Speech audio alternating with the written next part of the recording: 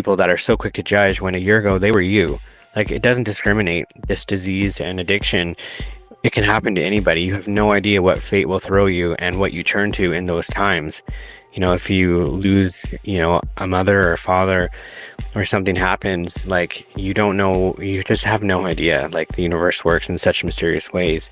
And to touch on spirituality, even when I was on the streets, I always felt like I was not meant to be here. Like, I felt at a place, I felt like this isn't right. Like, I had those out of worldly experiences where I felt like I was in the back of my head, that voice was like, you need to hold on, you need to keep holding on, you need to keep going. You're gonna get out of this thing. Like, you gotta go, you gotta get out of this thing.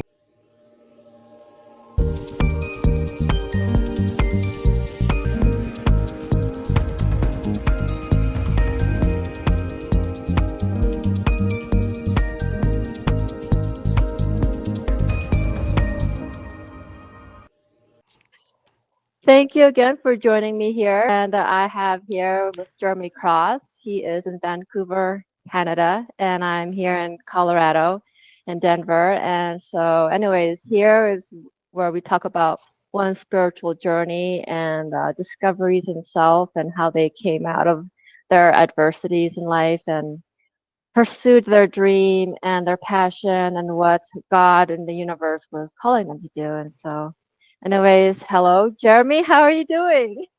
Good, thank you. Thank you for having me.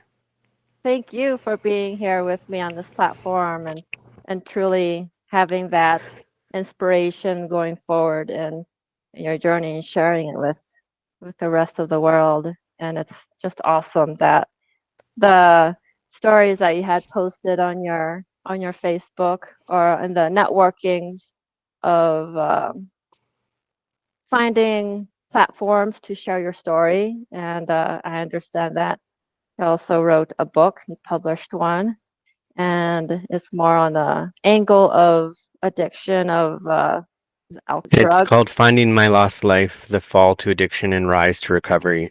My DOC was fentanyl and crystal meth. Okay, okay. Explain, like, go deep in the process of going into that area of realizing that you need to change your life and realize that you've gone down a really deep hole. Yeah, my journey was pretty progressive. It started with dating somebody. I moved downtown. I'm from Langley, a farm kind of. I grew up on a farm, actually, a little rural area. I wanted to move to the city for color and culture and more acceptance. And my downfall kind of progressed with each person that I fell in love with, got worse and worse. My book is about my journey chronologically. Um, there was a couple rock bottoms and kind of the aha moments of, I mean, when you there's just so many elements. Like, the first, I can go into each person, but I mean, I guess the worst, when I became homeless on Hastings Street in Vancouver, that and getting arrested. I was in and out of the system for a couple years. I was last arrested this January, and I was released May 28th this year. I actually started writing my book from within jail and finished it when I got out. So there was a couple moments that I knew I needed to make a change. Oh, wow. So when you say jail, you're not talking about prison, you're just more on the jail angle of it. Is that right? North Fraser Pretrial Center is where people go when they're arrested at first, and then you go for pretrial. You either get bail or you wait. You get time and a half while you're in there, and then if you go either plea guilty or not guilty, and then if you get sentenced, you go to a different jail. So no, it's not like when you say prison. Yeah, there is, like, prison is for people that get a sentence of 2 years or more. They'll send you there automatically. I mean, some Wow. people argue they'd rather go to prison because there you can actually wear your own outfits and you can play PlayStation. Like, Canada jail is pretty, or BC, I should say, is pretty liberal. Like, but I'm glad, yeah, I didn't go there. It's more serious criminals go there. Hmm. So it's good that you were able to at least wake up to that part of your life and realize that you really need to make a huge shift and you having written that book, how is that process? How the privacy of writing it and Well, I started it from behind bars. It was funny. My sister's actually a healer, Jamie Sutherland. She's very spiritual. She's got her own company and website. And me and her were messaging each other or mailing each other back and forth. And she said, you should actually just start writing about your story chronologically from start to finish, like really for your own therapeutic reasons and just to like work your 12 steps, work your recovery.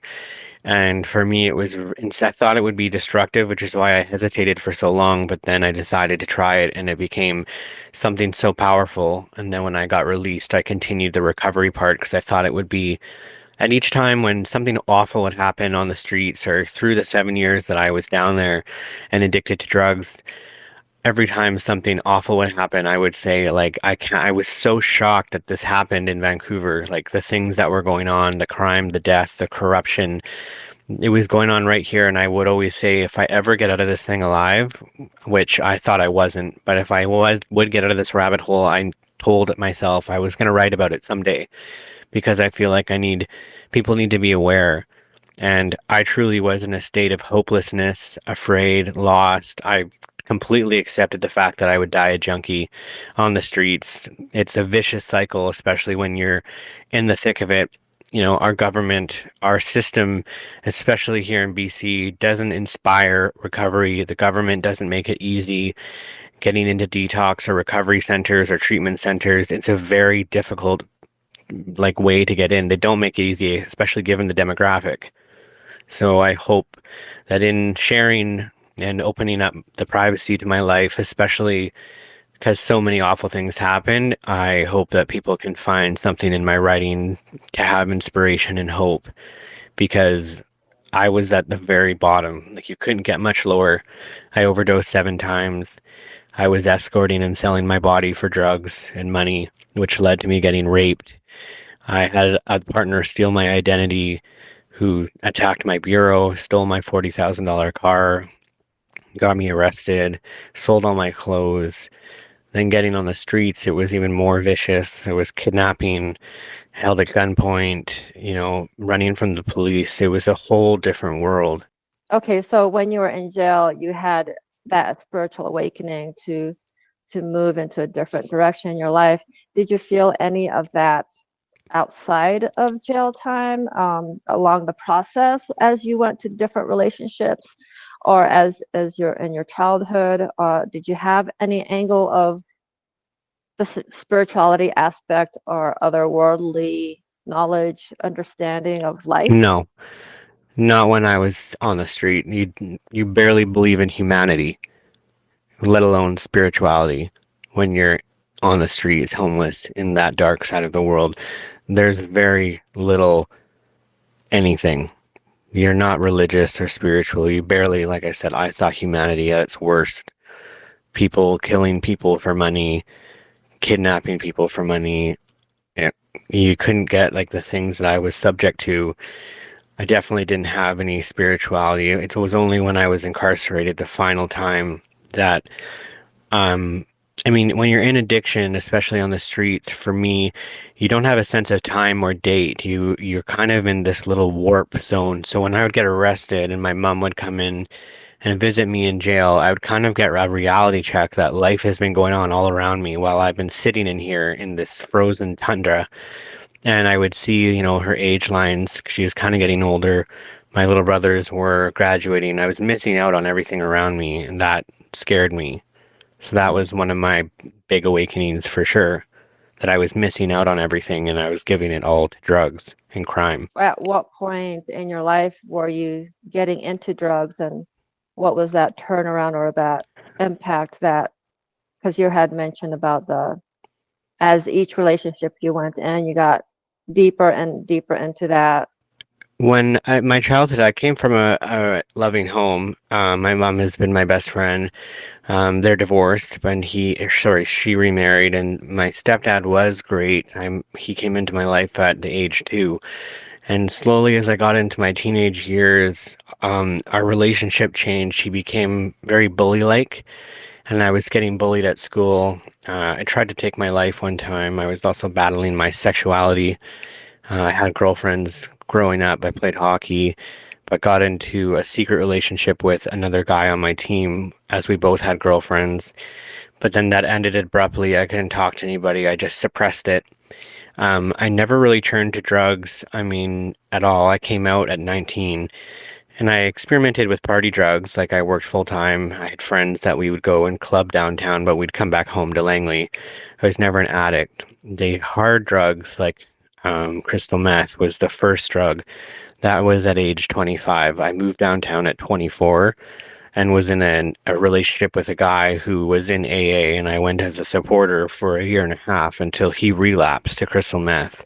And I didn't even know that that was in his past. I didn't even know that he had an issue with crystal meth. Obviously, you can tell I've never done drugs. So, um, To be uh, fair, I never thought that I would either. Like I watched all the high school specials. I never, I mean, like I said, we did like cocaine here and there on the weekends, but it was very rarely. I experimented with MDMA, but and nothing. I mean, it's when, especially for the person that I dated the first time when he relapsed, it was we were like, now if someone was to bring me drugs, I would say you're crazy. I'm not doing that. But because of where we were in our relationship, we were engaged for a year and a half, and then he decided he wanted an open relationship, which killed me. It attacked my self-worth. I felt like I wasn't enough. So I felt like I was competing. I stayed even though I knew that it would never work. I could never be with somebody who wanted other people. Um, so when he relapsed and wanted to do it with me and told me it was okay, like let's do this together, I think I just would have done anything to get his attention and just have his attention. So I think that's what I was very vulnerable in that moment. And I chose to do it with him. And then from then on, it just progressed. yeah, I understand when it comes to the open relationship thing, it's different for everybody and their needs and whatnot. And in your case, b- based with what was happening with you internally, you needed something more of a really different type of relationship that, um, yeah. So when it came to like your connections with others and the the influence that you had of those who are supportive in your life and those who uh, turned you to a different journey, what can you differentiate? What were the two groups that the impact of the influence were you were into drugs, that the people that were more on the higher level of thinking and doing, they just weren't aware of what was happening with you? Yeah, we lived alone, and we were pretty private, and he was very, very self-centered, and the relationship was very much about him. I was very isolated with the first one, and then when we both lost our jobs due to not being able to function, like there's functioning addicts and non-functioning addicts, and he was somebody that could not function while on drugs, like he couldn't hold a job.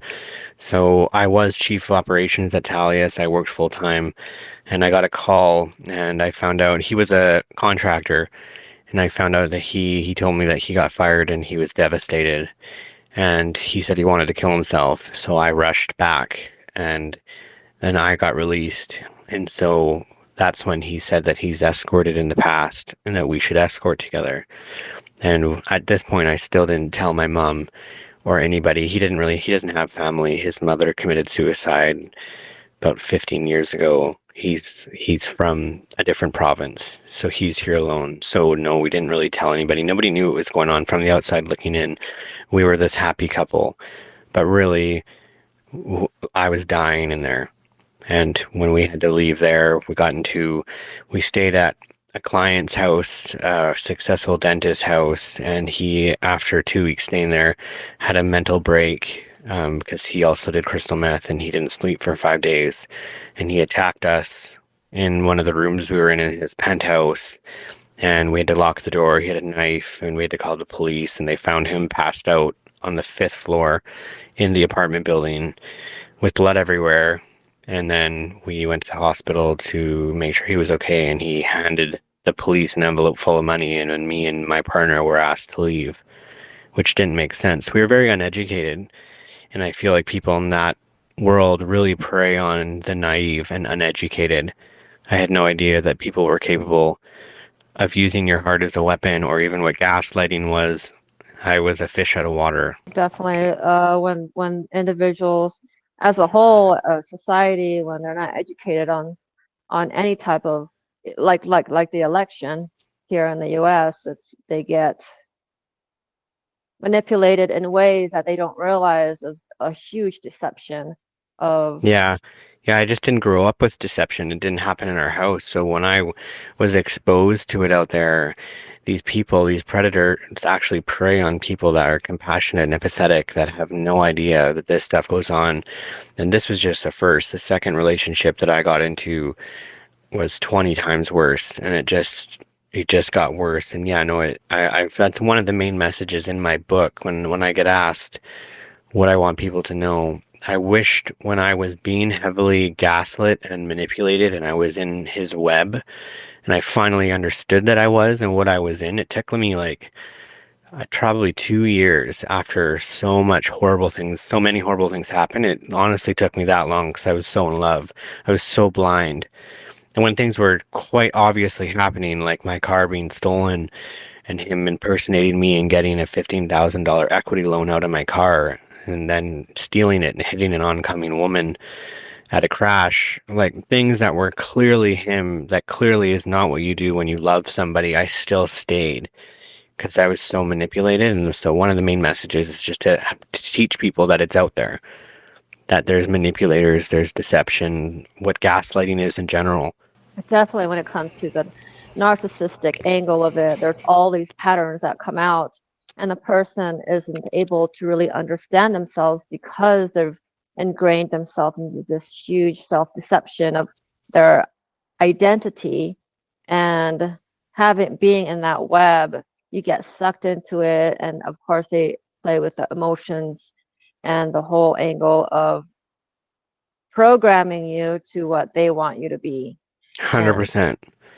Yeah, they isolate you, they keep you away from everybody, they strip you for everything. Like he sold my wardrobe, got me evicted, my car was gone. I ended up on the streets because of him.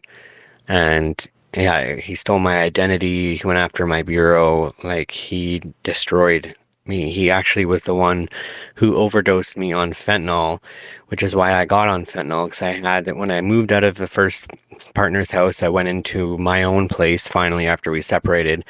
And I was fine for about 6 months, even though I was escorting alone. I don't agree with selling your body for money, just for the record.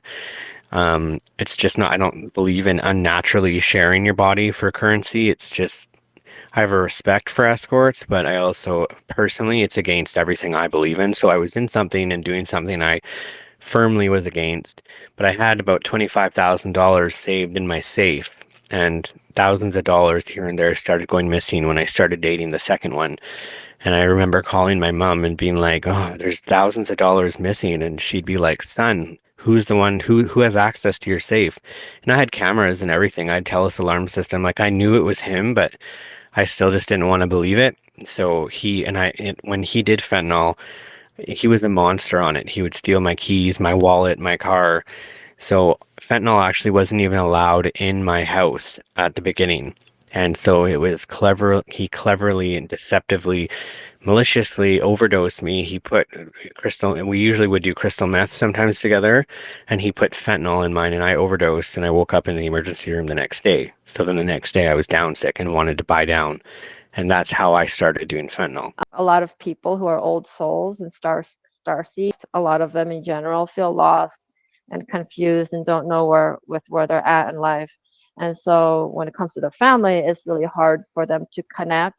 And so outside of the family circle, they've they will connect more with older souls of their age, where we become more familiar with our connections with our best friends or friends who are we end up adopting them as our family because of that Yeah, I connection. get what you're saying. Yeah. Yeah. Um, and Yeah, I so, mean, I have a good relationship with my mom, but I get what you mean. There's certainly I have a pretty big family, but I definitely agree with what you're saying, for sure. yeah, you have a big mission to share with others on how to wake up others on the planet, Yeah. especially those who are not in a understanding of that knowledge of how life is on the other side when it comes to the drugs aspect of it. Um, Yeah. Yeah, I yeah, do firmly believe that I overdosed 7 times, so this is my eighth life. So I feel like there must be a reason why.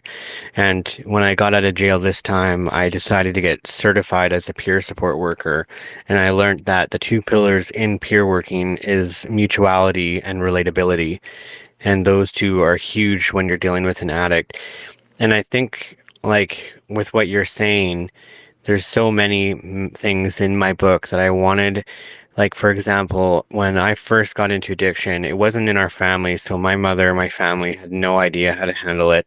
They thought maybe if she had more money or she maybe went down there and just ripped me out of the environment and basically kind of like kidnapped me, maybe she thought she could have done something more. And as the years went by, when she realized that there's nothing that you can do. There's no amount of money that you can have. There's no amount of things that you can do. The addict has to want to change.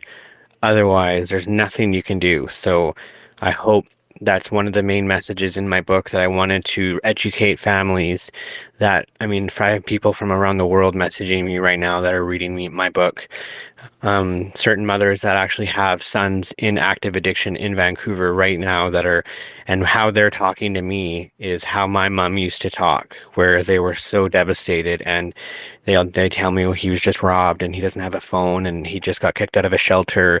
I went down there and he was missing, so I didn't get a chance to see him, and my heart just goes out to them.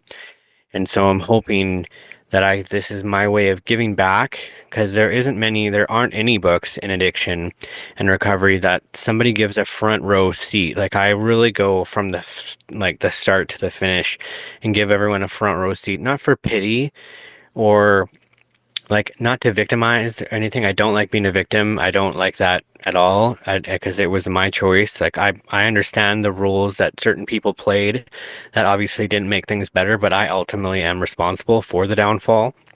Um, but I'm hoping that I can, with the front row seat that I give, it just brings awareness, understanding, compassion, empathy, because we're so quick to judge as a society that an addict is a drain. They're lazy. It's a choice that they're choosing to be addicted and homeless. And I kind of rebut that with, who in the world would choose to be homeless and have nothing and be freezing and starving and a slave to a drug every day? Like, if you could just choose, like, snap your fingers and choose to get clean, don't you think everybody would do it? Like, you don't meet any addicts that are like, oh yeah, I love my life. Like, that doesn't happen, especially being that I was down there. Nobody wants to be down there. So I'm hoping that in my story, in my writing, people, like I say, if that's your mindset, that it's a choice, just open my book and take a ride with me and let me show you that it's so layered. It's trauma response. It's wiring that you've wired. Like, it's not only biologically is your body biologically addicted to the drug, but you've now wired your emotions to it. So when horrible things would happen, I would go and use fentanyl every day. So that was a trauma response.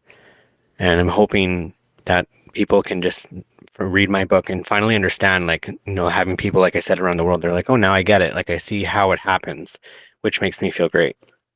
yeah, definitely when it comes to the drugs and one's life on the street, it's uh, for a person to judge and say, oh, they chose that. It's just because we're so animalistic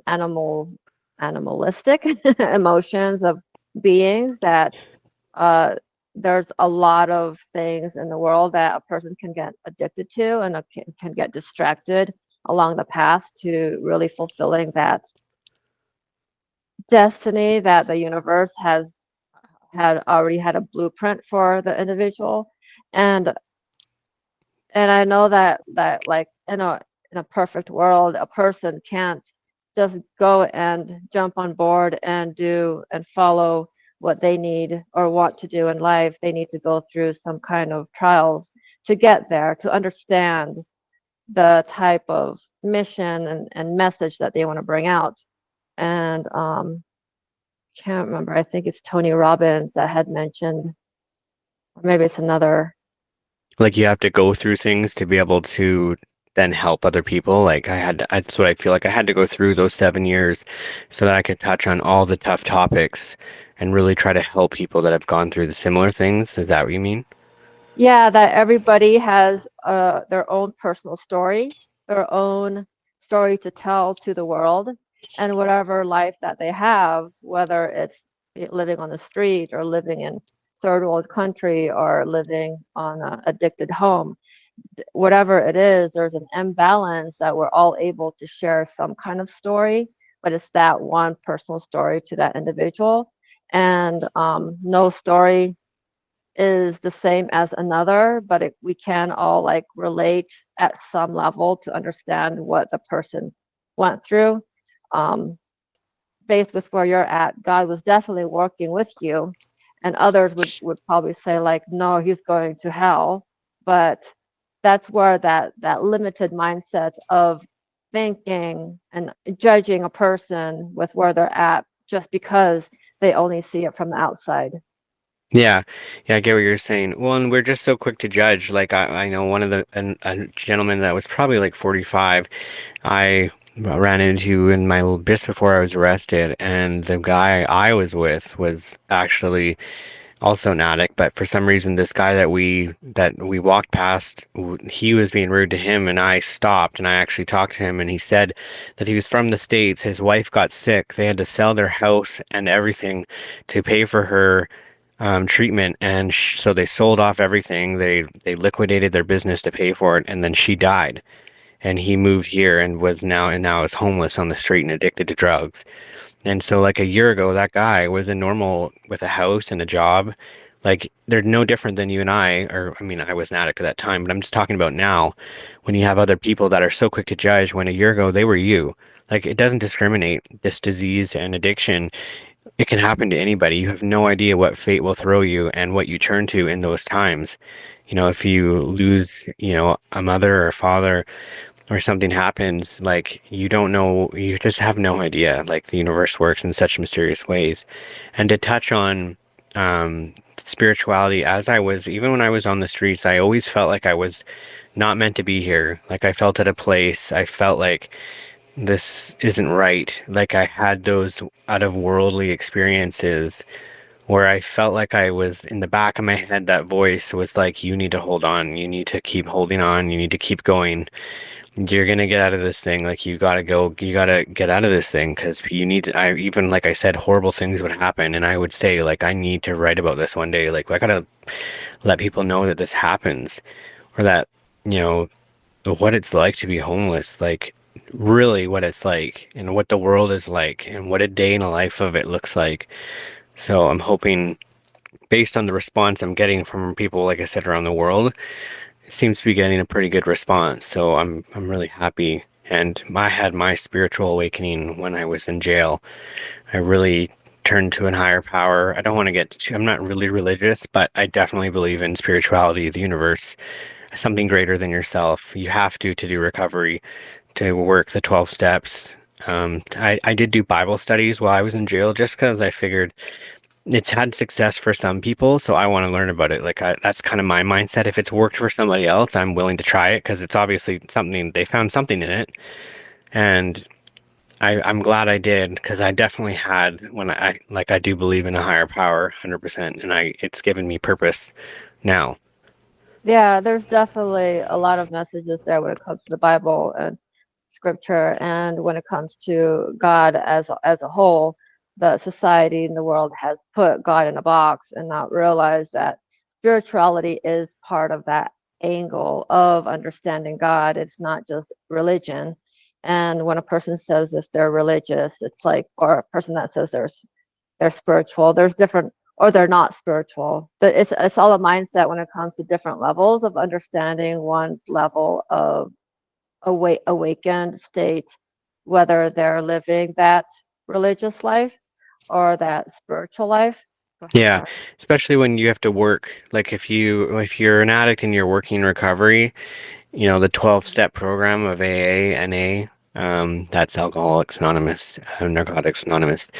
When you work the 12 steps, for some of them to work, especially when you're making amends and doing a moral inventory of the things that you've done to other people and people have done to you and how that affected them and you, and trying to apologize or make an amends wherever possible, you to let go of your shame and to forgive, um, and to get rid of your embarrassment, you have to give it to your higher power.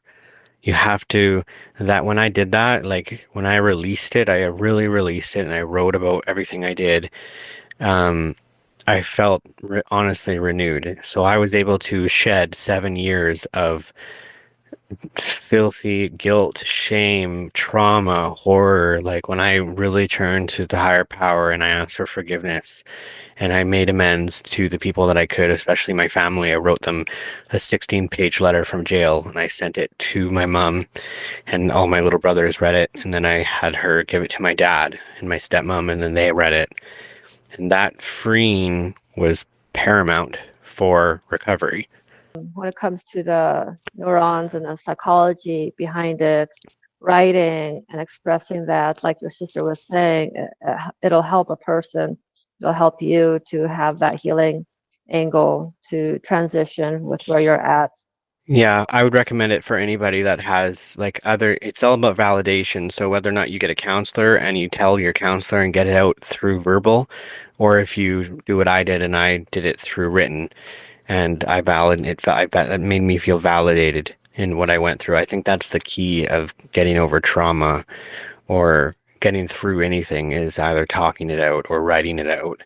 Some Hmm. form of validation. I would recommend.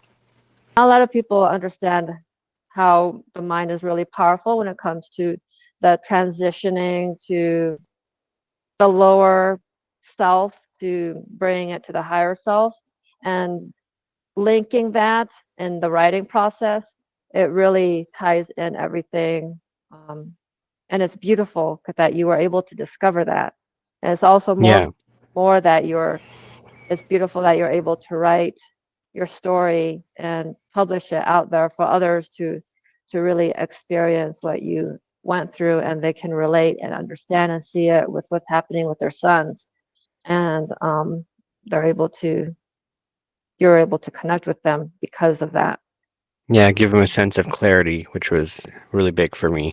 Or people that have lost their son and daughter to addiction and were left confused and unaware, or didn't like. I can only imagine in the times that I was like, say, 5 years in addiction, when the communication was scarce because it's hard to keep a phone out there on the streets. Everything gets stolen. The minute you turn your back or move or fall asleep, everything gets stolen each time. It's a vicious cycle. And I can't imagine sometimes it would be like 4 months, 5 months that I wouldn't have contact with my mom. If I were to die and she was left with no closure and no understanding, I think that would be so awful. And I've met mothers that have had that, and after reading my book, they've messaged me and said, "You've given me closure and understanding and clarity. Now I understand." Like, maybe your story was different, but I mean, the trials and tribulations of what drugs do to somebody and how your life falls apart. At least I feel like I understand now more what my son or daughter that I lost to drugs went through, which is huge. It makes me feel great to be able to help on that level. Hmm. And so did you just like publish that book this year? Because you said you had written it in jail. So like how Yeah. many months ago was it published?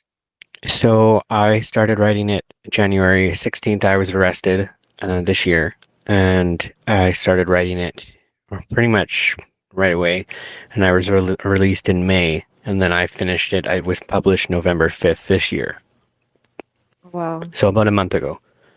Okay. Wow. Okay. Um, and with what you had written and with what you've shared so far, what are some like similarities that is in the book And what do you want to share on this platform when it comes to outside of it, like say you want to do a second edition and it's like there's much more that you wanted to share. Yeah, I mean, yeah, I mean, there's lots more I want to do. Like, I've really shared my story, but there's a lot more I want to do. Like, I've been asked to go on Novus Entertainment December 17th coming up to go on TV. I'm hoping to share, to be like a public, like an icon or somebody that people got platforms, people to look up to. Because when you're in a state of hopelessness, when you're on the streets or you're addicted to drugs, when you're in the state of hopelessness, and you feel like you're never going to get out, it's so easy to surrender and not care if you live or die. And I was there, so I get it. And like I said, our system is not set up for success here in BC. And from what I hear around the world, even in the States, your guys' recovery detox program is flawed just like ours. So I'm hoping to be more involved, either get involved with the government or try to help put a system together that's easier for getting recovery, because it's so difficult right now. Our system is so backwards. They make it impossible. The government makes it impossible to even get into detox. I mean, the problem is, if we get an addict and do an intervention with the family and the addict says, okay, yeah, I surrender, I want to get help, I'm ready. There's no door for them to go into unless you have $15,000 to $20,000 for private detox.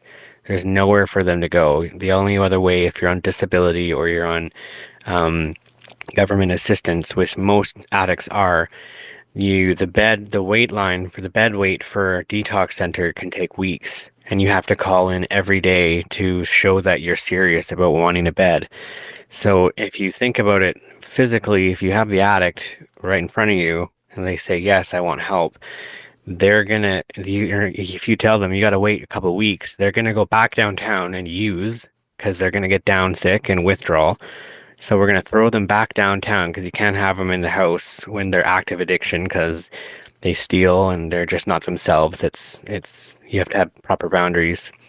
But they don't even have a phone, because you can't even keep a phone on you when you're in active addiction downtown. So it's just not set up for the demographic to even get into detox. And then, because you're not allowed to go to a recovery house or a treatment center without 30 days detox prior. That's our system here in BC anyway. So it's just a flawed system. If it wasn't for jail, I wouldn't have gotten recovered, because I was forced into sobriety. When it comes to other dimensions and the spirit world, um, there's like the fallen entities, depending on one's mindset. When the lower level that they're in, they are attracting and feeding the fallen entities around them, and they are basically a host. And so they feed off of that. It helped me see in a different angle of the intensity of how these beings, fallen beings, work. When it comes to anybody who's addicted to anything in life, all these. Yeah, you're very susceptible. I get what you're saying. It's almost like when you're in those states. I felt it too. It's like your gates open when you're, especially when I was on the streets and you're on drugs. I mean, you're on drugs 24 hours to function. And yeah, there was different dimensions I would go into. There's different ways of life I would see. There was dark spirits everywhere. Like, yeah, no, it's a whole different world. Like, I call it the dark side of the world, and I Mhm, mean it. mhm. It's interesting that you said that the gates are open because it's true when it comes to drugs.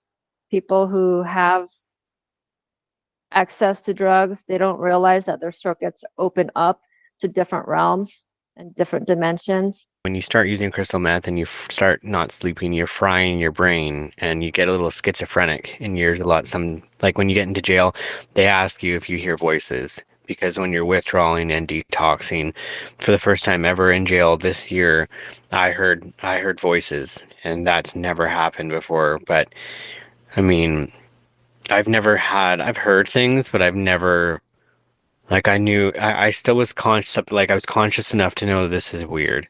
Like, why am I hearing voices? And then like I asked to get help. I've never felt like I had like the voices were a different entity. I've never had that yet, nor heard of Yeah, it really. yeah, there's different levels of hearing voices like when people say their ear is ringing, there's two angles of the ear ringing. One is the tinnitus, and the other one is the spiritual level of the ear ringing.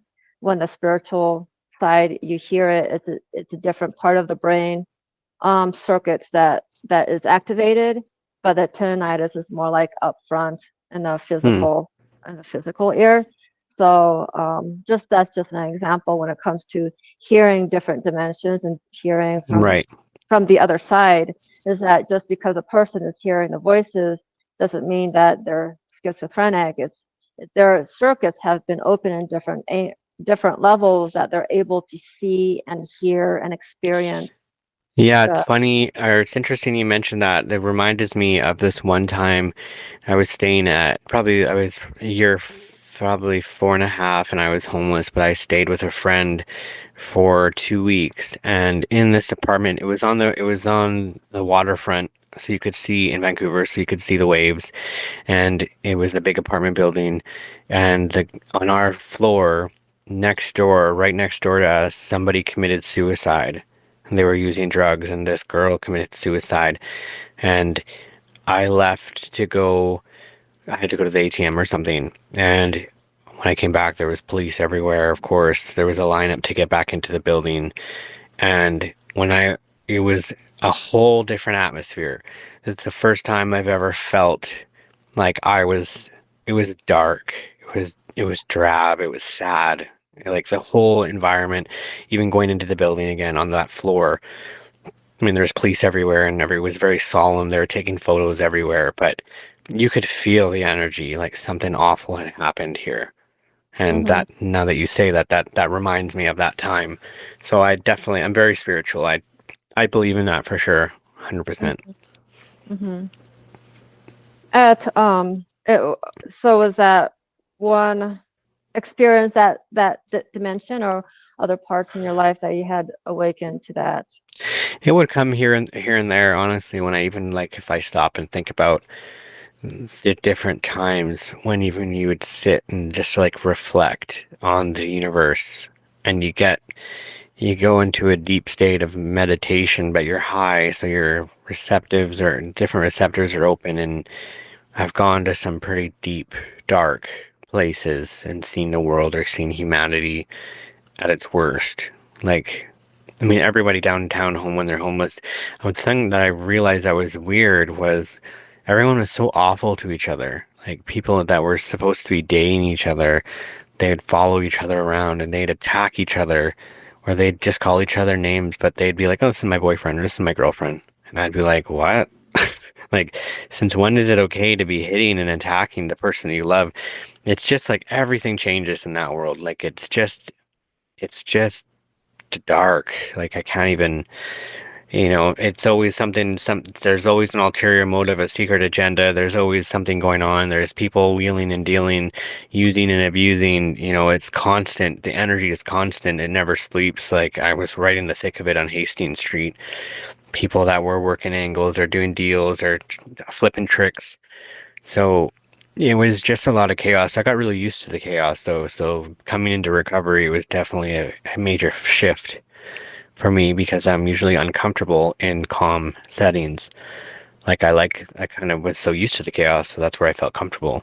So it's been a big change. I see what you mean. Like, okay, so when it comes to like family upbringing, if the chaos is already there, they're drawn to that type of trauma and pain. It's an addiction of like drawing because they're used to it, like you said, and it's hard for them to transition out of that unless they have a wake up call. If they and you said Yeah. it's a, they have to want to change. Yeah, they have to want to. The only thing in my childhood that I probably didn't help my addiction was I learned at a young age to suppress, to hide my emotions or what was really going on. And I think that carried on, and not feeling safe. Because I'd go to school, I'd be bullied, I'd get spat on. I was hiding my sexuality. I then would come home and my stepdad was very bully-like, so I didn't feel safe anywhere. So I think I got used to that unhappiness or the feeling of emptiness. And I think that did play a role when I started going downtown. I knew I was a master of decompartmentalizing and suppressing and not showing, like, or asking for help. Like, I think that carried in for sure.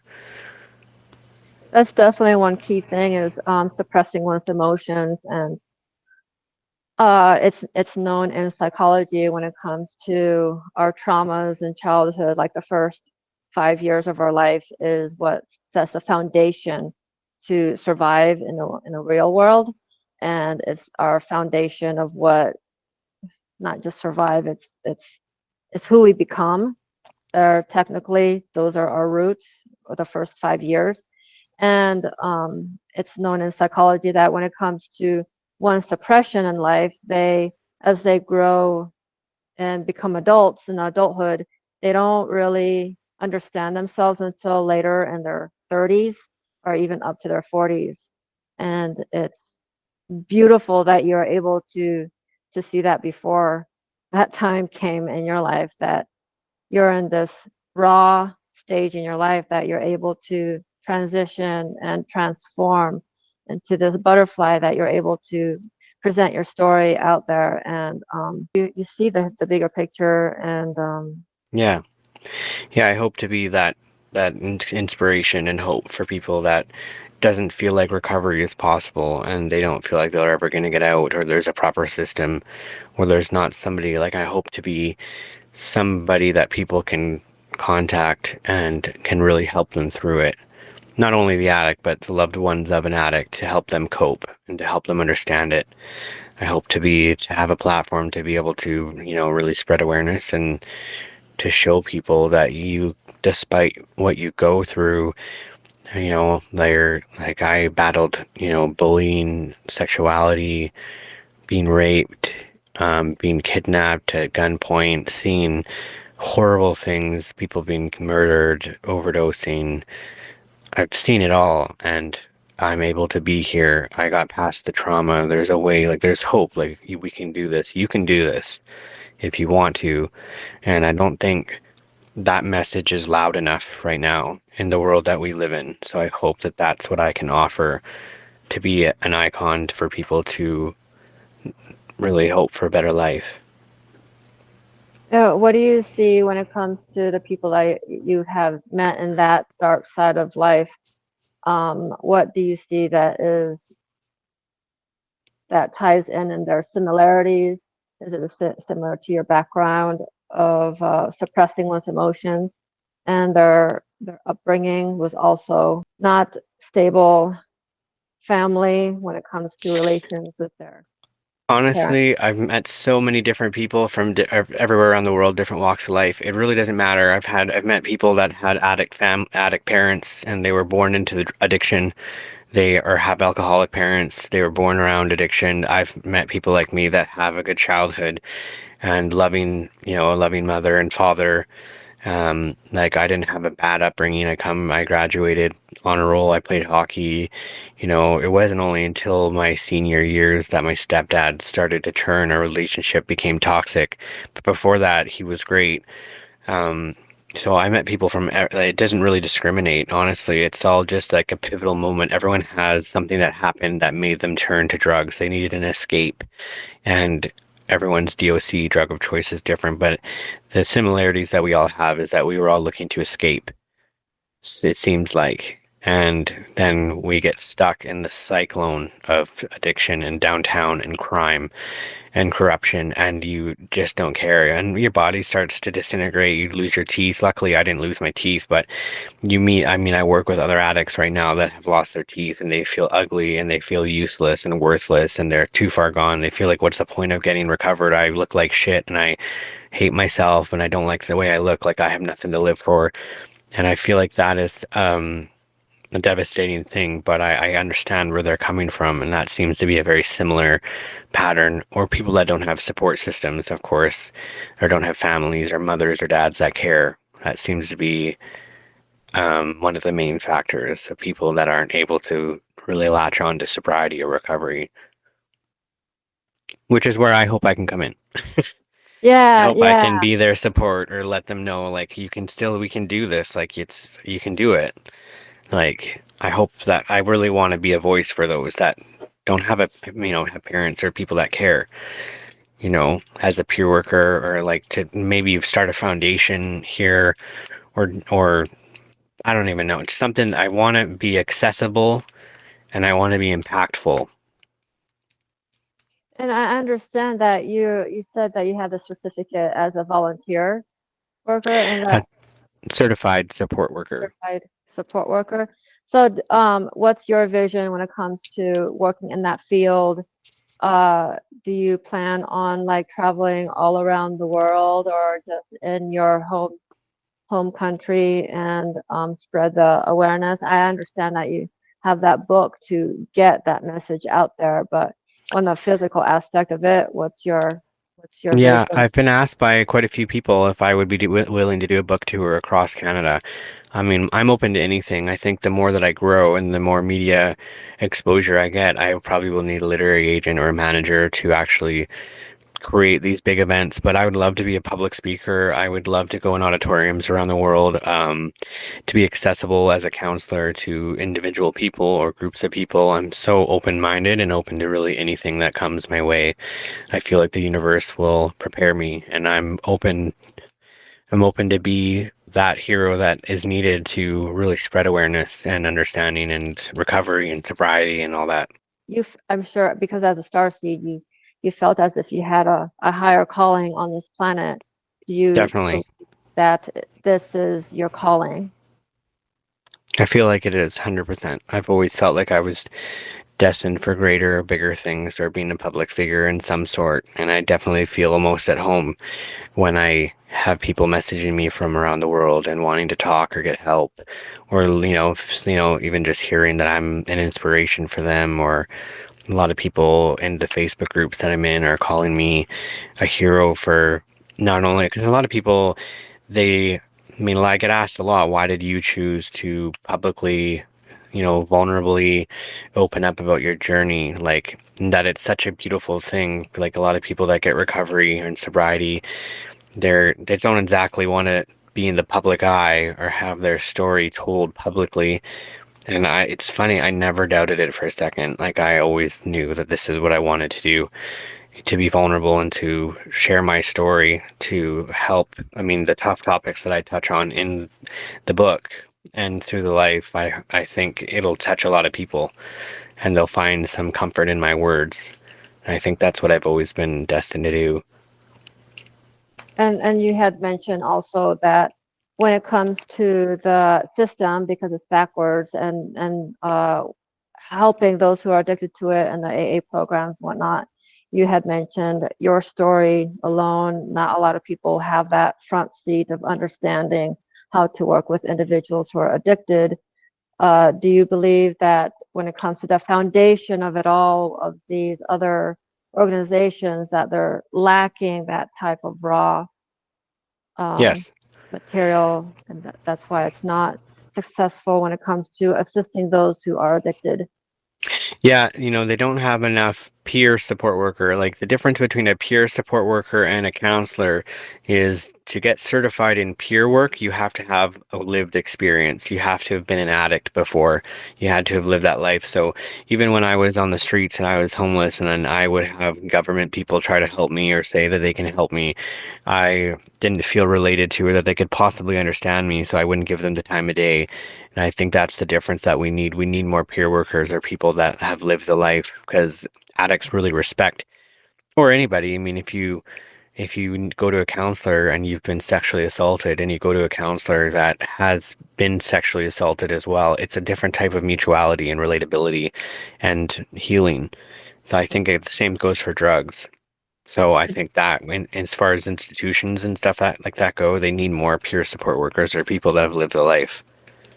Definitely, yeah, because when I was going through psychology school, especially when I was in the class itself, and all of my classmates who wanted to be psychologists, pretty much everybody had some kind of trauma in their life that they, like more than half of them had a life background family that was not stable, and like a third of them were sexually abused, and another third of them were like somewhat had known somebody within their family that they wanted, why they wanted to become a psychologist or some some sort. But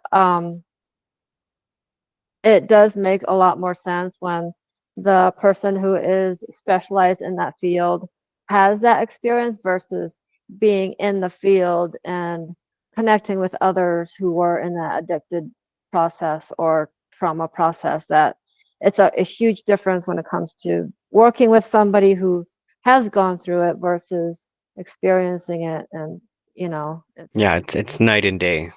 yeah. In your line of work, how many people have you feel as if you've helped transition in that? Personally, Hmm. well, my Facebook is public, and I have a contact section on my website, and I've I've probably connected and talked to hundreds, if not thousands, of people so far. My sales are pretty high, and I'm doing really well with the book sales and the platforms that it's on, and I plan on doing a book signing in chapters in January, and I'm hoping to make it more where people can come and actually get help and support. Not just obviously getting the book and signing it, hoping I can make it a dual kind of service. But yeah, no, it seems to me like the people that are reaching out to me that are reading my book, it's helping quite a lot of people. Do you plan on like connecting with other individuals who have transitioned their life like yours and create an organization where it's more of all those people who are assisting have a first hand Yeah, experience? yeah, I've joined the Run for Sobriety here in BC. I've met the owner of Back on Track Recovery. The owner and I are good friends, and I'm working in a couple charities with him. I'm definitely diving into the field that I'm in, like recovery and sobriety, and working with other individuals and getting my story out there and trying to help people directly and personally, as well as on a global scale. Definitely. Do you plan on having an like being a founder of an organization?